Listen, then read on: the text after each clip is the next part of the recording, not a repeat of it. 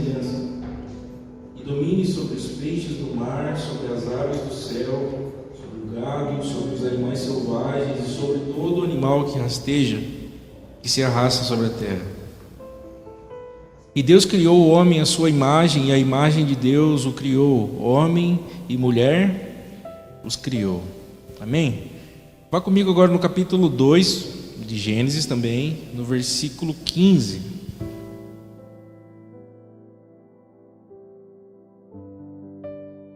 Gênesis capítulo 2, versículo 15. Diz assim: E o Senhor tomou o homem e colocou no jardim do Éden, para que o homem cultivasse e guardasse. Amém? Até aqui. Pai, obrigado pela sua palavra. Nós queremos ter um envolvimento com os seus princípios. Assim como no livro de Gênesis, Adão se movimentava e existia diante da sua presença, que o Senhor nos ensine nessa noite e que o nosso coração possa compreender a obra de Cristo para estarmos diante de Ti, Senhor. Em nome de Jesus. Amém e amém. Pode sentar, irmãos.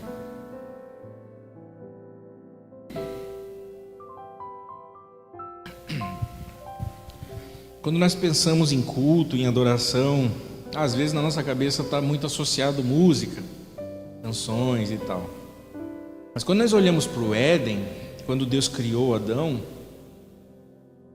havia adoração. Você não vê música, mas eu queria falar sobre isso nessa noite, sobre o Éden, o jardim da comunhão. Amém? Então, o homem, ele foi feito como um reflexo de uma imagem e uma semelhança dessa imagem. E todo o ambiente que foi feito para que o homem estivesse, o Éden, a criação, quando Adão abriu os olhos, já estava pronto. Ele não precisava trabalhar para ganhar nada. Tudo já estava ganho. Amém?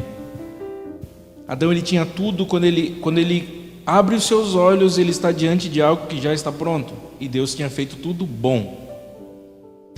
Então, Deus, ele dá um mandamento, ele dá uma direção a Adão, que Adão cultivasse e guardasse, e esse era o seu trabalho. E cultivar e guardar tem a ver com administrar aquilo que Deus colocou diante dele. Curiosamente, Paulo chama os apóstolos de os administradores dos mistérios de Deus. Mas esse era o trabalho de Adão. Então Adão, ele passa a interagir com essas coisas, as coisas já estavam diante dele, mas a realidade de tudo que foi criado era manifestado para Adão na medida em com que ele se relacionava, com que ele nomeava, como ele cultivava e guardava. E o interessante, queridos, que a palavra cultivar, a base dessa palavra é cultuar a Deus. Quando Deus chama o povo para sair do Egito e ele fala, a mim eles vão prestar culto, quando Moisés está tirando o povo do Egito, é a mesma palavra para cultivar. E vem cultivo, cultura, culto. É a mesma coisa. Então, como ele desenvolvia a vida dele, conforme as coisas estavam criadas, ele ia conhecendo mais Deus, ele ia interagindo. Quanto mais ele cultivava e mais ele guardava, assim ele conhecia Deus. Então cultivar tem a ver com uma forma de pensar sobre Deus. Amém? Então nós precisamos desenvolver pensamentos corretos sobre quem é Deus, para nós desenvolvermos uma ligação entre Deus e a terra, e a criação. Então eu queria pensar que a adoração no ambiente do Éden, no habitat original, ela era presencial. Nós temos uma ideia de culto hoje, queridos, muito sacrificial. Eu preciso fazer isso, eu preciso fazer aquilo, eu preciso dar algo. Mas isso foi depois do pecado. Antes do pecado, Adão não precisava fazer sacrifício nenhum. O Éden era como se fosse um tipo de santuário, mas nele não havia templo, porque Deus estava presente. As religiões pagãs, tem um templo porque o templo representava a divindade. O Deus dele não estava no meio deles. Mas no Éden não havia templo, assim como na Nova Jerusalém não haverá templo, porque o Cordeiro é o templo.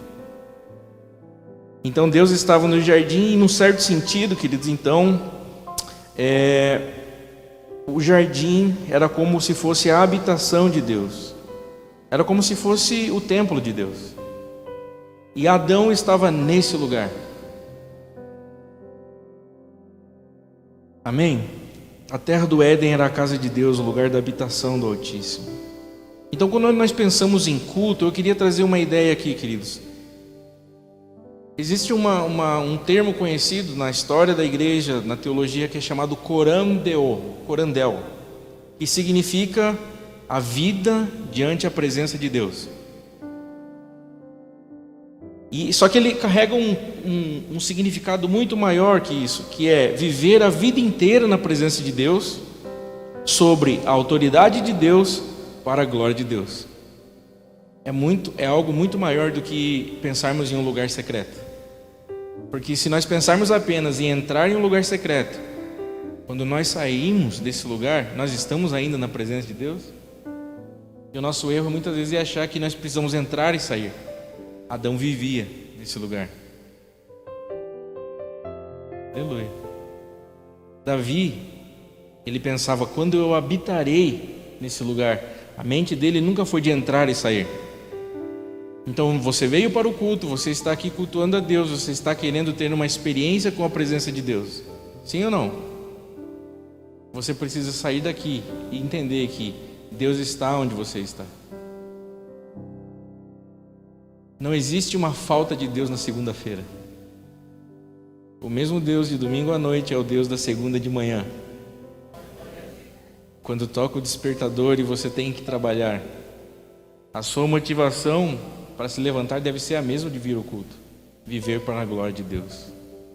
E quando nós fazemos isso e nós temos essa consciência de que tudo que eu faço diante de Deus, sobre a autoridade de Deus e para a glória de Deus, tudo que eu faço é uma representação de eu sou uma imagem e uma semelhança manifestando diante dos homens. Adão sabia disso. Esse é o princípio da adoração e o culto de Adão. Ele vivia assim. Adão e Deus, eles eram amigos. Eles tinham grande comunhão. E se nós pensarmos também em adoração como comunhão, ninguém melhor do que Adão para falar sobre isso. Porque, queridos, o ser humano, Adão e Eva, eles foram criados, foram colocados por Deus ali nesse lugar, e era um lugar onde a humanidade ela tinha acesso direto à fonte da vida. A adoração a Deus era inescapável. Enquanto Adão cuidava de uma planta, ele estava adorando a Deus. Enquanto ele nomeava um animal, ele estava adorando a Deus. Era inescapável, não tinha fuga da presença de Deus. Davi também entendeu isso. Para onde eu fugirei dos seus olhos?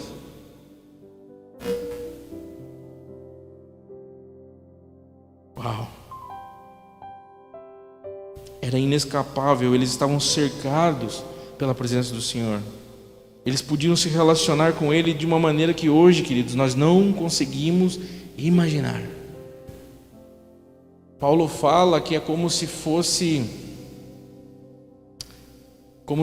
em um espelho embaçado, como se fosse uma gota de um oceano. Conhecemos em parte. Conhecemos, mas em parte. Agora você imagina um ser sem pecado. Wagner, Adão nunca precisou pedir perdão a Deus por nenhuma falha. Ele não precisava se desculpar diante de Deus. Ele não precisava olhar para Deus e sentir medo e culpa e vergonha.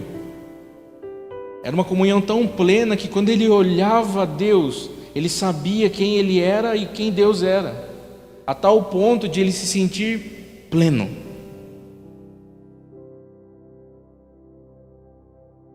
E queridos, enquanto eu vou falando de Adão, eu queria que você percebesse uma coisa. Da mesma forma que nós herdamos de Adão o pecado, nós também herdamos a saudade desse lugar. Porque eu não sei você, mas eu tenho saudade de alguém que eu nunca vi. mas eu espero ele vir. Estou vivendo para que um dia eu possa ver os olhos de fogo que chamaram Moisés, os pés que andaram com Adão, aquele que era o amor da vida de Davi, aquele que chamou Abraão.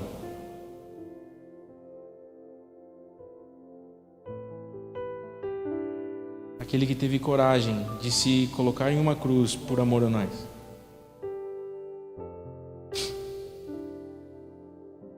Então o homem estava nesse lugar cercado, ele não conseguia fugir. O homem, ele ouvia a voz de Deus que o instruía, e essa voz o edificava. E toda vez que Adão ouvia essa comunicação de Deus, mesmo que fosse em uma ordem, não coma da árvore do conhecimento do bem e do mal, ele respondia positivamente aquilo que Deus falava. Não havia resistência em Adão. Isso até o capítulo 2. Não havia resistência. Tudo que essa voz falava conduzia positivamente Adão e Eva. Havia uma comunhão dialogal. Adão também falava a Deus. Adão respondia. E aqui nós aprendemos que, queridos, que o Deus verdadeiro, ele não é mudo. Ele conversa com as suas criaturas, ele se revela a elas. Esse sempre foi o desejo de Deus, se manifestar e se revelar aos seus filhos como Pai. Então, Adão e Deus, ele tinham uma conversa de amigos. E dia após dia, durante muito tempo, eles falavam coisas que amigos falam. E não havia barreira alguma entre o Criador e a criatura. Adão tinha acesso a Deus. Ele não precisava ligar agendando o horário. Ele tinha acesso. Não tinha uma fila para Adão. No momento em que ele procurasse, ele achava. Ele não precisava esperar 21 dias como Daniel esperou. Era tudo rápido e imediato, porque era uma comunhão plena. O espírito de Adão encontrava Deus e o espírito de Deus encontrava Adão. Ele estava diante da presença de Deus.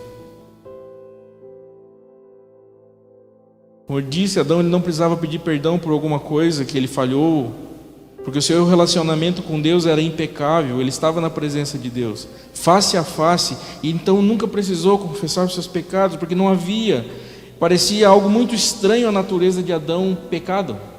Parecia algo contrário à sua natureza, ao seu caráter, porque ele refletia a imagem do seu Criador. Então, se pensarmos em culto como estar em comunhão com Deus e conversando com Deus, essa seria uma figura da adoração original. Curiosamente, só uma coisa: existem 4 capítulos na Bíblia só que não tem pecado, e são os 2 primeiros, Gênesis 1 e 2 e Apocalipse 21 e 22. Então, as bases do fim estão no princípio. É só uma para quem gosta de estudar, faz uma comparação depois. Só que, queridos, acontece uma tragédia, acontece uma desgraça, acontece algo que separou esse ser humano que estava perfeito nessa comunhão com Deus, esse relacionamento que era bom, perfeito e agradável, foi manchado no coração de Adão por causa do pecado. Gênesis capítulo 3, versículo 8 diz que: e ao ouvirem a voz de Deus que andava pelo jardim no final da tarde, o homem e a sua mulher se esconderam da presença do Senhor entre as árvores do jardim. Mas o Senhor chamou o homem perguntando: onde você está? E o homem respondeu: eu ouvi a sua voz no jardim e tive medo, porque eu estava nu e por isso me escondi. Então aqui no verso 8, ele sai da presença de Deus. Quando ele peca, o Senhor disse: não coma da árvore do conhecimento do bem e do mal, porque no dia em que dela você comer, você morrerá. Morte para Adão era algo que ele não conhecia. Ele não tinha visto isso. Mas quando ele come, o seu interior imediatamente morreu. Imediatamente ele saiu do lugar que se chama presença de Deus. Presta atenção nisso aqui, queridos, que é aqui que nós estamos, como humanidade. Nós saímos desse lugar. Tudo que nós vemos hoje é em partes. Até a plenitude do Espírito em nós hoje é em partes. Nós estamos adorando Deus aqui. Nós viemos no culto, declaramos nossas palavras de amor a Ele. Mas nós ainda não experimentamos um nível em que Ele aparece aqui.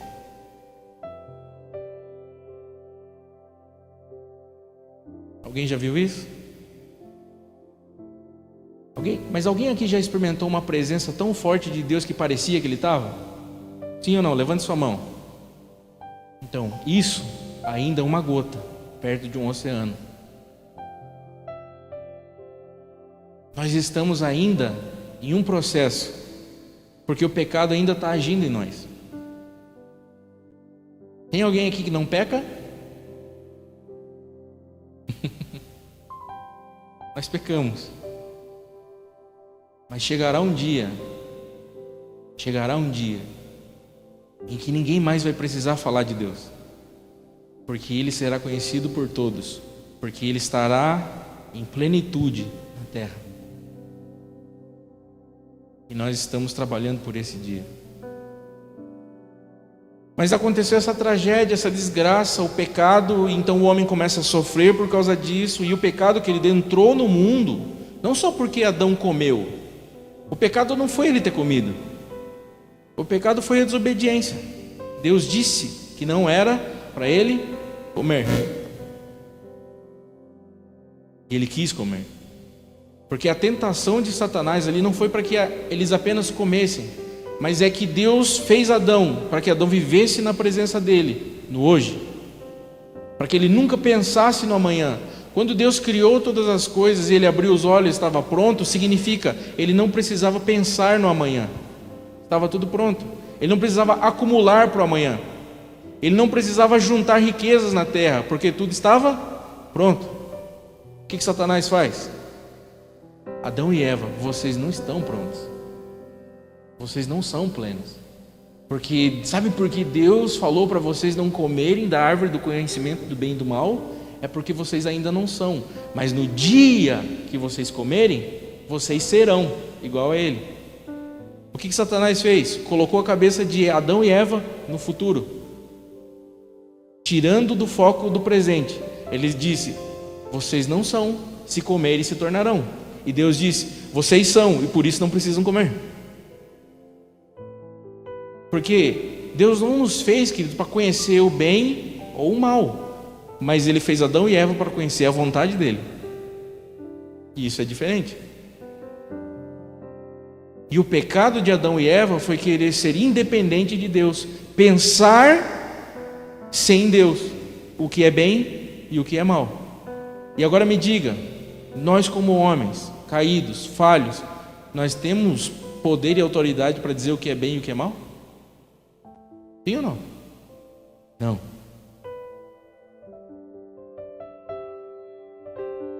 O pecado de Adão foi uma independência de Deus. Querer viver a sua vida sem Deus.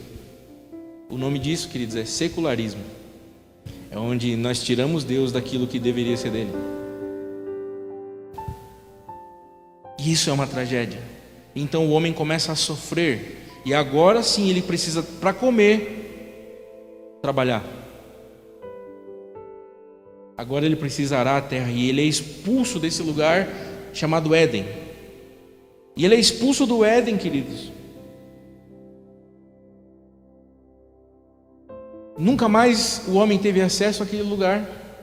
Os filhos de Adão não tinham mais acesso a esse lugar. Eles começaram a viver com medo, com culpa e com vergonha. Então Adão, ele sai da presença de Deus. O efeito do pecado nele é ele se esconder e ele sente medo. E querido, só sente medo quem está só. Adão, ele estava na presença de Deus, ele peca, ele sai. E quando ele sai, ele está sozinho. E o nome disso é escuridão, trevas. Você vai ver isso no Evangelho de João.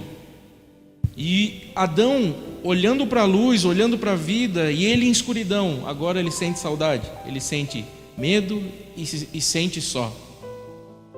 Mas a boa notícia, que nós, por mais que seja uma desgraça, existe uma boa notícia. E nós somos pregadores de uma boa notícia. Nós somos embaixadores de uma boa notícia. E a boa notícia é que, por mais que o pecado tenha feito com que Adão se separasse de Deus, saísse da presença de Deus, o pecado não impediu Deus de vir até Adão. O pecado não impediu Deus que Deus fosse atrás do homem. E essa é a boa notícia. Ele é aquele que vem. Não há possibilidade nenhuma de nós fazermos algo para tocar os céus agora. Não há possibilidade de eu fazer alguma coisa boa para que eu seja aceito por Ele. Não tem nada que eu possa fazer para que eu seja justificado e volte para esse lugar. Mas a única saída é Ele saindo desse lugar e vindo até a nossa escuridão, colocando o seu coração na nossa miséria, e isso é misericórdia, e nos tirando dessa desgraça do império das trevas, onde estávamos mortos, e nos ressuscitando. O pecado, a salvação, a redenção não é apenas Deus, eu estava ferido e Deus me sarou. Não, é um milagre, nós estávamos mortos. Nós estávamos em trevas. E eu me lembro quando eu fui começar uma comunidade na minha casa, eu orava: Deus, o que eu posso fazer para que eu tenha um grupo de pessoas que dá graça todos os dias por ter sido salvo? E o Espírito falava ao meu coração: pregue o Evangelho. Só pregue o Evangelho. Eu abandonei muitas coisas, minha esposa está aqui, ela é testemunha disso. Eu abandonei muitas palavras e comecei a pregar o Evangelho. Eu abandonei muitos ensinos, Eliseu, e comecei a pregar o Evangelho. E de repente, pessoas que faziam 10 anos que estavam na igreja chegaram para mim e falaram: eu entendi o Evangelho agora. Faz 10 anos que eu estou caminhando, mas eu entendi o Evangelho agora. Eu estava tomando remédio tarja preta naquele domingo, a partir da segunda-feira eu não tomei mais, porque eu entendi o Evangelho. Nós estávamos mortos, mas o Evangelho é o poder de Deus. O Evangelho, ele não tem um poder, ele é o poder de Deus. E essa é a boa notícia. Na escuridão que nós estávamos, sozinhos, abandonados, por causa das nossas próprias escolhas, nunca mais tendo acesso a esse lugar, sentindo saudade de um jardim que um dia eu vi, Ele consegue sobrepor isso. Deus é tão maravilhoso e tão grandioso, que isso não impediu Ele de nos tirar desse lugar e falar: quer ser meu amigo de novo, Adão?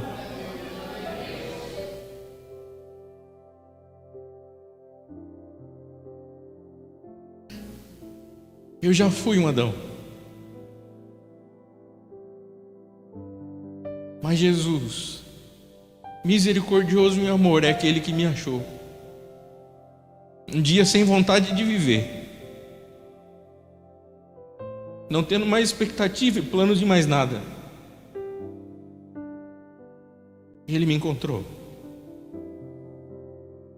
Ele me achou quando eu estava na maior escuridão da minha vida, e me ressuscitou e estendeu a mão para mim. Deus procurou o homem. 2 Coríntios capítulo 5, versículo 19. Tem um texto maravilhoso e mostra como Deus mudou a forma de se relacionar com o mundo. Então o homem, perdido em seus pecados, perdido em si mesmo, ele se torna escravo do seu interior caído.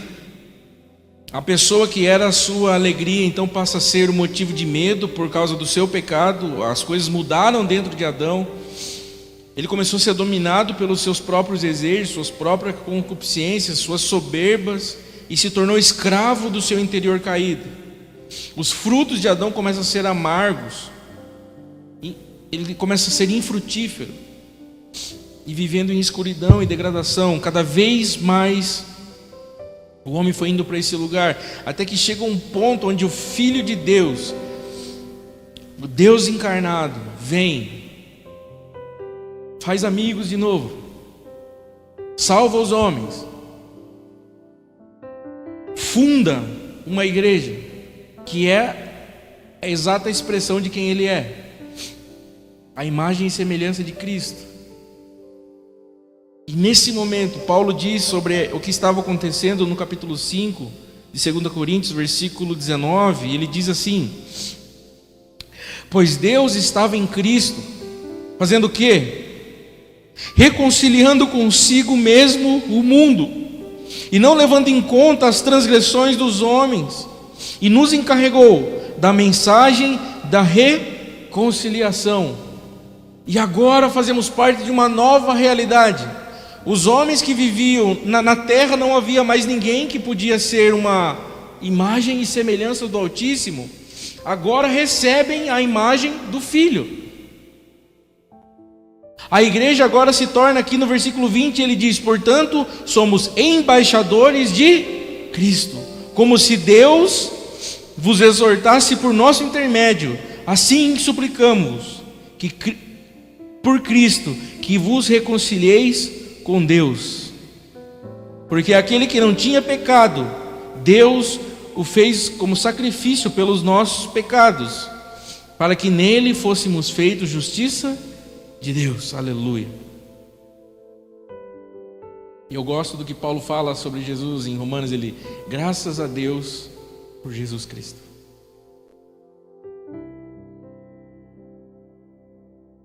Deixa eu falar uma coisa para você. Deus está ficando grande na sua cabeça agora? Cristo está ficando maior na sua cabeça agora? Porque nós éramos esse Adão. Esse era o nosso lugar, Eliseu. Mas Cristo, por meio de sua obra e redenção, preferiu morrer por nós do que viver sem nós.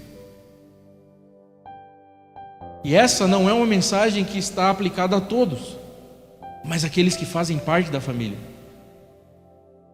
E graças a Deus por Jesus Cristo. Eu acho que agora a sua adoração muda um pouco. Se nós começássemos agora a cantar, eu acho que ia mudar um pouco o tom do culto, Eliseu. Eu acho que nós, Sibeli, você não ia pedir para ninguém levantar a mão, nós íamos levantar voluntariamente, porque nós estamos entendendo a obra do Filho, e quem nós éramos, onde estávamos e o que Ele fez por nós. E isso é a boa notícia. Queridos, presta atenção aqui. Se há medo no seu interior, culpa e vergonha, você ainda está em escuridão, e você se sente só por isso. E eu estou aqui nessa noite para te dizer a boa notícia: Jesus já pagou o preço por isso. Não há por que nós vivermos assim. Nós não precisamos viver a vida com a cabeça baixa. Nós podemos levantar agora a nossa cabeça com coragem, e podemos agora nos achegar a esse lugar da comunhão mais uma vez. Porque Cristo, Ele é o segundo Adão. No que o primeiro falhou, eu quero dizer uma coisa para você: nós herdamos isso dele, o pecado. Estamos pagando muita coisa aí hoje por causa do pecado de Adão. Mas se o pecado entrou no mundo por meio de um que falhou, a Bíblia diz que por meio do segundo Adão, que não falhou, o pecado foi tirado do mundo. Lembra quando João Batista fala sobre o Cordeiro? Ele: eis o Cordeiro de Deus que tira o pecado do mundo. O mundo, por causa do primeiro Adão, começou a ser guiado pelo pecado e controlado pelo pecado. Os homens não conseguiam dizer não ao pecado. Agora, por causa do segundo Adão, o nosso interior é refeito. Nós estávamos em trevas, somos transportados para o reino do Filho do seu amor. Agora existe luz em nós. E luz na Escritura não é eletricidade, como você pensa assim. Quando nós pensamos em luz, nós pensamos em apertar um botão. Quando eles pensavam em luz, eles pensavam em acender uma fogueira.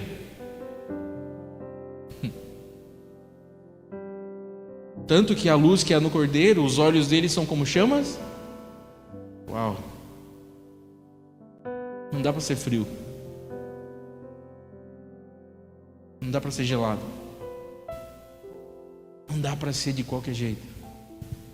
Quando nós somos colocados nesse lugar, nós somos fervorosos. E o que faz uma água ferver?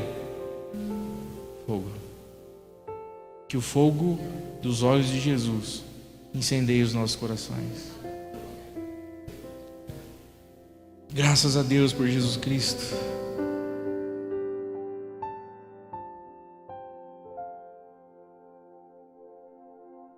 Glória a Deus. Da mesma maneira que o primeiro Adão teve um jardim, o segundo Adão também teve um. E ele é chamado de Getsemane. O primeiro Adão, em um jardim onde não havia dores, onde não havia dificuldades e tudo estava pronto, pecou. O segundo Adão, em um jardim onde havia muita dor. Mateus capítulo 26, versículo 36, diz que nesse lugar Jesus pressente aquilo que viria.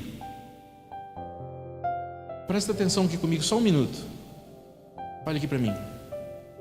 Nós achamos que o grande problema da cruz para Jesus eram as dores.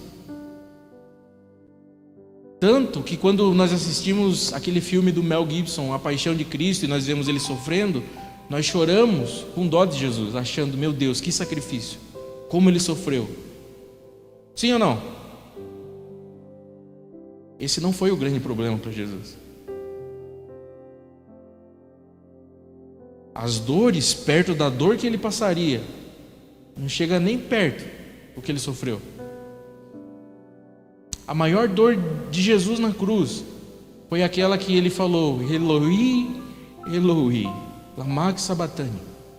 Deus meu, por que me desamparastes? O Pai, o Filho e o Espírito eram uma família.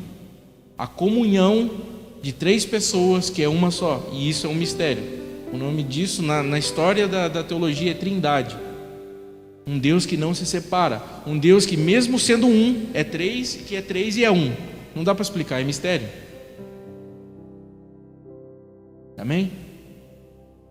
Então, o Deus que é um, e ele fez essa oração: Pai, assim como eu e você somos um, em João 17, que eles também sejam. O Pai que é nós. Lembra quando em Gênesis 1:26 eu li: façamos nós o pão nosso. O judeu ele não conjuga o verbo como nós conjugamos. As pessoas do verbo é eu, tu, ele, nós, vós. Um judeu não começa com eu. A primeira pessoa da conjugação verbal do judaísmo é nós. Porque eles não têm coragem de falar essa palavra eu em primeira pessoa para si mesmo, porque só Deus é o eu sou. Então quando Deus falando sobre Deus é uma comunidade de nós, um nós relacional. Na cruz, aquele que nunca conheceu individualidade se torna um só. Jesus se torna um, separado de Deus. E essa foi a sua maior dor.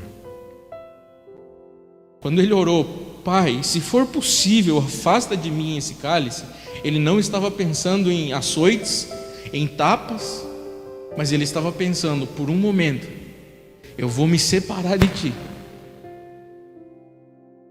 E para ele isso doeu mais do que qualquer coisa, a ponto de ele pedir pela primeira vez ao Pai: eu não quero fazer isso. Você não vê nenhuma oração de Jesus ele falando isso. Ele fala em todos os evangelhos, ele fala: a minha vontade é fazer a vontade do Pai. O Filho não faz nada que ele quer a não ser aquilo que o Pai quer. Jesus não tinha vontade, ele vivia a vontade do Pai. Mas no jardim do Getsemane, ele faz uma oração mostrando a sua vontade. Pai, se for possível, afasta de mim esse cálice. O pai ficou em silêncio. E o silêncio do pai foi a resposta que Jesus precisou. E entender que ele precisava ir para a cruz. Não tem outro jeito.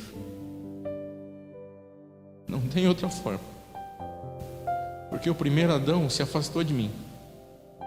E se você, meu filho, não for até lá e resgatá-lo de volta, eu nunca mais vou ter eles. E quando eu falo primeiro Adão, eu estou falando de nós.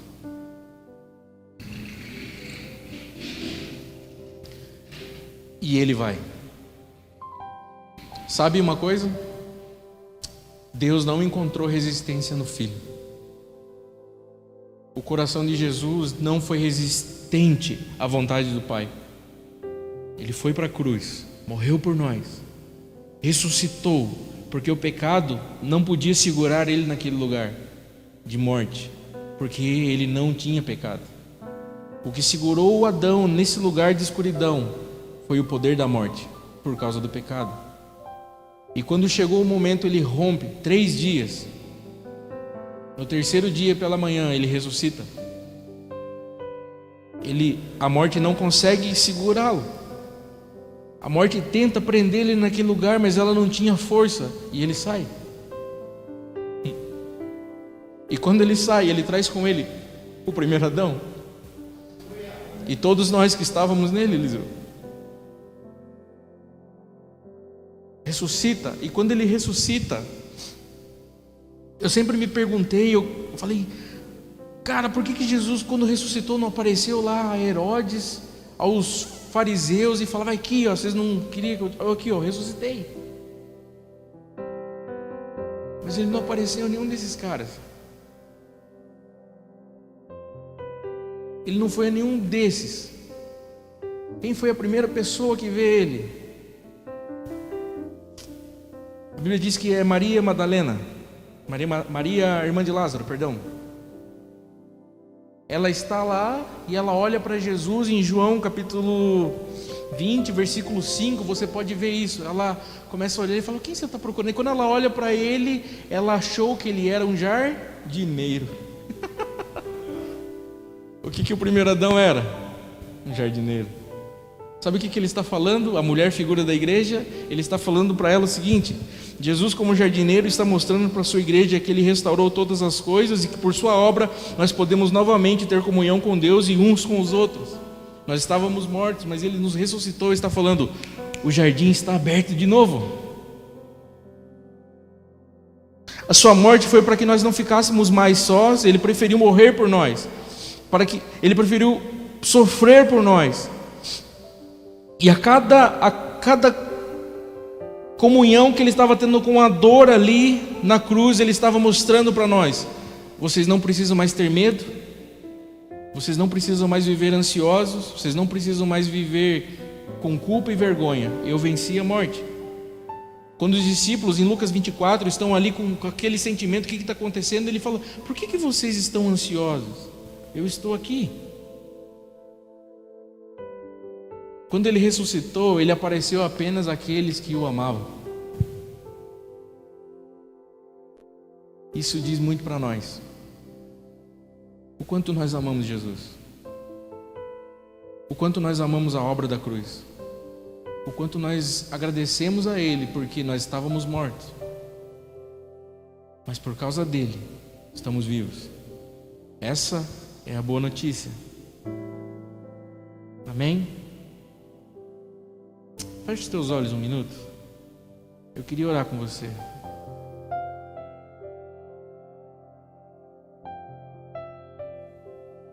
Quando ele estava na cruz, a humanidade dele implorou para ele ser livrado daquilo que a divindade dele podia ver.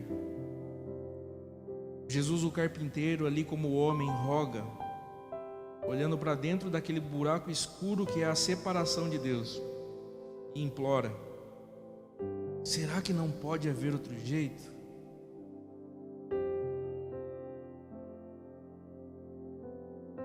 O primeiro Adão, em um jardim com perfeição, falhou. O segundo Adão, em um jardim cheio de falhas da humanidade, carregando o pecado, não falhou, mesmo contra a sua própria vontade.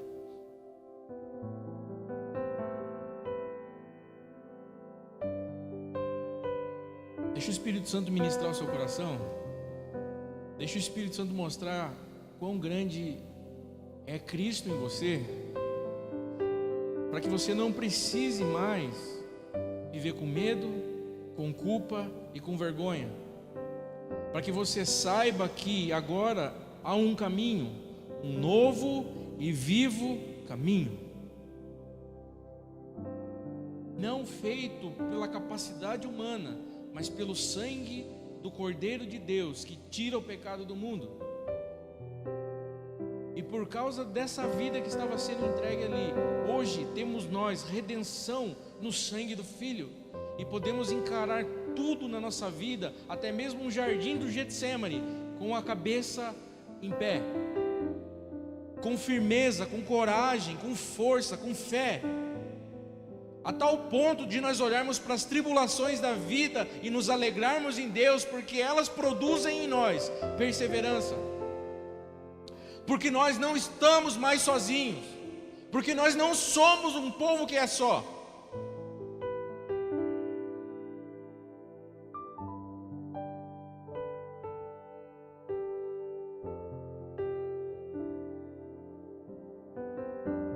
Mas nós somos um povo que é habitado pela esperança, com coragem, com força e com fé, cheios de amor, onde nós somos agora testemunhas fiéis, imagem e semelhança mais uma vez, e podemos manifestar essa realidade. Por mais que ainda há falhas em nós, porque a obra ainda não está completa, mas hoje nós somos cheios de esperança e podemos testemunhar pelo poder do Espírito que Cristo reina e vive sobre nós.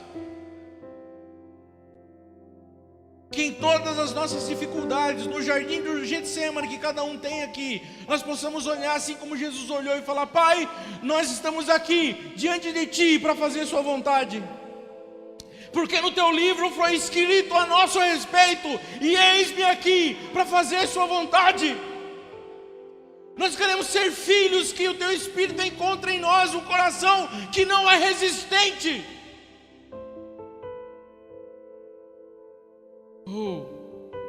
Mas corações que dizem: eis-me aqui para fazer Sua vontade. Eu te abençoo nessa noite, que a sua mente seja tocada pelo poder do Evangelho, que você compreenda quem Cristo é e Ele cresça para você, você saia daqui sabendo que Ele é grande. Grande é nosso Deus e grandes são os Teus feitos. Quem não temerá? Quem não glorificará o Teu nome?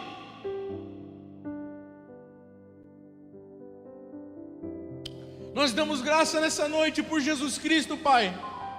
Nós agradecemos e somos gratos por Jesus Cristo.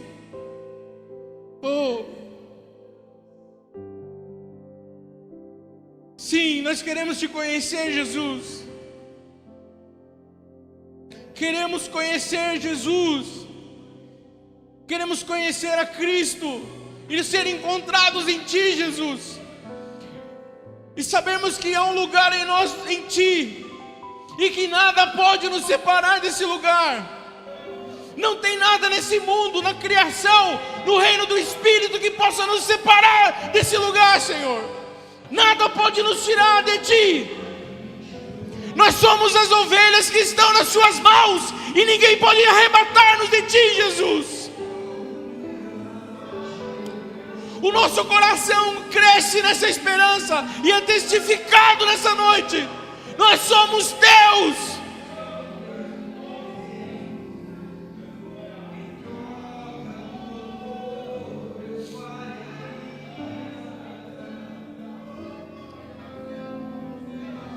Ei, nós queremos conhecer Jesus.